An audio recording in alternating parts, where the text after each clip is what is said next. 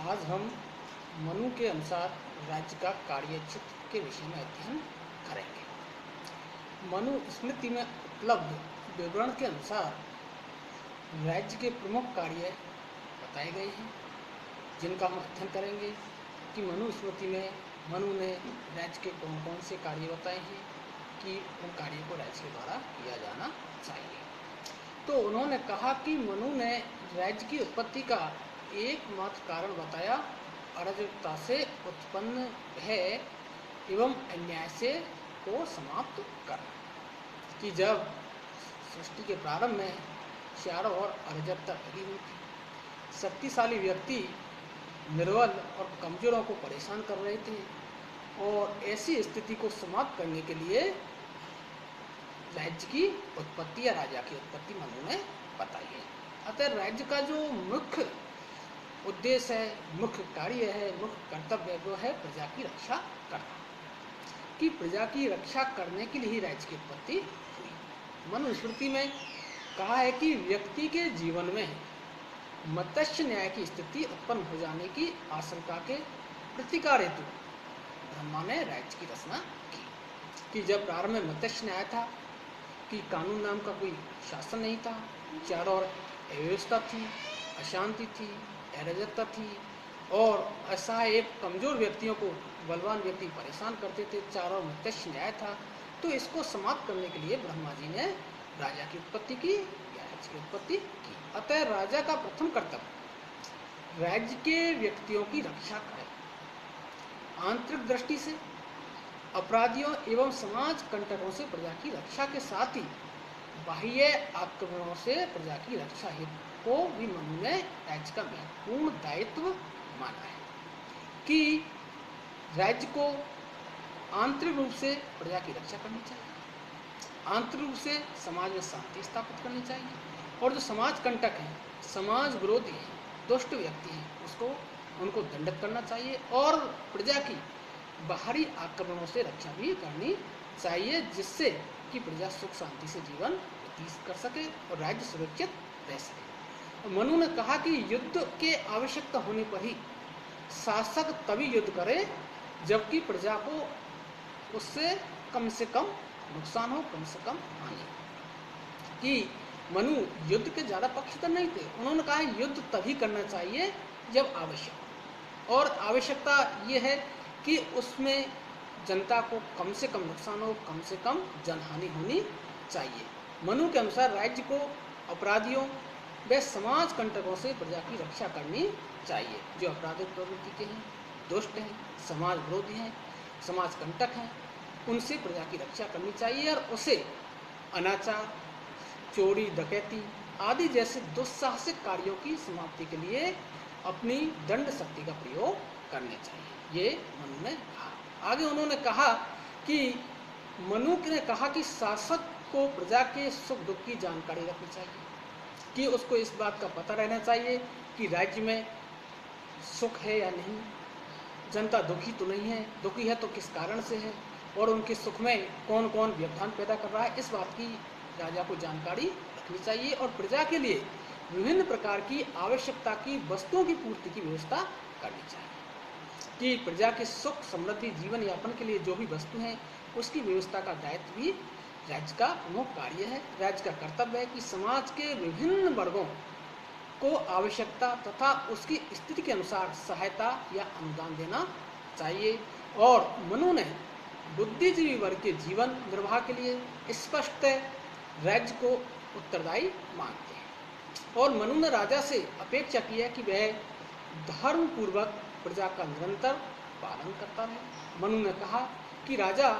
का दायित्व है कि वह प्रजा के लिए चारों पुरुषार्थों धर्म, अर्थ, काम, मोक्ष की प्राप्ति में सहायता करे, और उन्होंने कहा कि अपराधियों में समाज कंटकों को दंडित करना चाहिए तथा असहाय, बाज एवं रोगी स्त्रियों और उनकी संपत्ति की रक्षा करना का प्रमुख दायित्व भी राज्य का है, तथा अनाथ बालकों तथा असहाय व्यक्तियों की रक्षा करना तथा उनकी संपत्ति की भी रक्षा करना आदि प्रमुख राज्य के कार्य हैं। मनु स्मृति में प्रजा पालन को राज्य का प्रमुख कार्य माना है।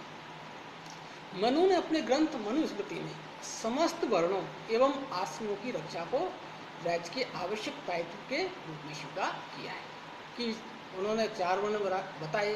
ब्राह्मण, क्षत्रिय, वैश्य और शूद्र, और उन्होंने 4 आश्रमों की व्यवस्था की कि ब्रह्मचर्य आश्रम, गृहस्थ आश्रम, वानप्रस्थ आश्रम, संन्यास आश्रम, इनकी उन्होंने बात की। तो मनुस्मृति में कहा है कि समस्त वर्णों एवं आश्रमों की रक्षा करने वाले राजा की सहायता हेतु ब्रह्मा ने तजियों में दंड की स्थापना की, और राज्य का दायित्व है कि सभी व्यक्तियों से उससे संबंधित वर्णाश्रम धर्म का पालन कराए। जो व्यक्ति इस संबंध में स्वधर्म का पालन नहीं करता है उसे राज्य दंडित करे का अधिकार रखता है। इस प्रकार देखें तो उन्होंने राज्य के कार्य क्षेत्र के अंतर्गत मनु ने राज्य की न्याय व्यवस्था को भी सम्मिलित किया है। मनु का मत है कि राज्य का यह परम कर्तव्य है कि वह नीति एवं धर्म पर आधारित न्याय को मुत्तश न्याय की तुलना में प्रतिष्ठित करे। कि न्याय कैसा होना चाहिए? नीति पर होना चाहिए, धर्म पर होना चाहिए वह, और जो समाज में अराजकता है, मत्स्य न्याय की स्थिति है, उसे समाप्त करना चाहिए। मनु के अनुसार संसार में निष्पाप लोग बहुत ही कम होते हैं और असामाजिक समाज कंटकों की संख्या ज़्यादा होती है। व्यक्ति काम, क्रोध, लोभ, मोह आदि के आवेगों में बहकर एक दूसरे के अधिकारों को छीनते हैं। कि व्यक्ति के अंतर्गत काम होता है, क्रोध होता है, उसमें लोभ लालच की भावना होती है। इनके कारण वह दूसरे के व्यक्तियों को परेशान करता है और उनके अधिकारों में हस्तक्षेप करता है, उन पर अधिकार जमाने की कोशिश करता है और समाज में अपराध के रूप में अन्याय का जन्म होता है। अतः राज्य द्वारा दुष्ट लोगों को दंड दिया जाना चाहिए। जो बुरे व्यक्ति हैं, समाज विरोधी व्यक्ति हैं, जो अन्याय का साथ देते हैं, अन्याय करते हैं, ऐसे व्यक्ति को दंड देना चाहिए। मनु ने न्याय कार्य को राज्य का अनिवार्य एवं आधारभूत कार्य मानते हुए कहा कि जिस राजा के देखते हुए प्रजा चारों ओर से लूटी जाती है वह जीवित नहीं मृतक होता है। इसी प्रकार उन्होंने आर्थिक क्षेत्र में भी राज्य को मनु ने व्यापक कार्य प्रदान किए। मनु के अनुसार राजा को चाहिए कि वह वस्तुओं के मूल्यों पर नियंत्रण के लिए आवश्यक कानून बनाए। कि ये होना चाहिए कि हर वस्तु का मूल्य निर्धारित होना चाहिए, ये नहीं कि अपनी मर्जी से अपने हिसाब से अलग अलग मूल्य, और मूल्य जनित में को ध्यान में रखते हुए निर्धारित करने चाहिए। और कृषि है, पशुपालन है, उद्योग, व्यापार आदि के विकास हेतु कार्य करें। जीविकोपार्जन के साधनों पर नियंत्रण रखें तथा मनु ने राजा से अपेक्षा की कि वह प्रजा से न्यायपूर्वक कर इकट्ठा तथा प्रजा पर करों का अनावश्यक बाहर न डाले। उन्होंने कहा कि शासन व्यवस्था के संचालन के लिए, अच्छे कार्य करने के लिए, जन कल्याण कार्य करने के लिए धन की आवश्यकता होती है, एक कोष की आवश्यकता होती है। तो उन्होंने कहा कि राजा को कोष को मजबूत रखना चाहिए, कोष में अधिक से अधिक धन इकट्ठा करने चाहिए, लेकिन वह न्यायोचित रूप से होना चाहिए, जनता की भावना को ध्यान में रखते हुए और जनहित को ध्यान में रखते हुए कर एकत्रित करना चाहिए। अन्यायपूर्वक गलत तरीके से कर संग्रह नहीं करना चाहिए। और उन्होंने प्रजा से न्यायपूर्वक कर ग्रहण करने तथा प्रजा पर करों का अनावश्यक भार न डालने का परामर्श भी दिया और कहा कि सामान्य प्रजाजन और विशेषकर अनाथ बालकों, असहाय स्त्रियों,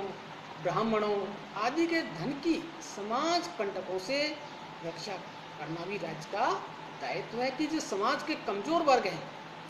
उनके धन की रक्षा करना राज्य का प्रमुख कर्तव्य है। और राजा का एक प्रमुख कार्य है कि राजकोष की रक्षा करे, उसमें वृद्धि करे तथा प्रजा हित व राज्य हित में इसका व्यय करे, खर्च करे। उन्होंने कहा कि मनु ने राज्य के दायित्व के निर्वह के लिए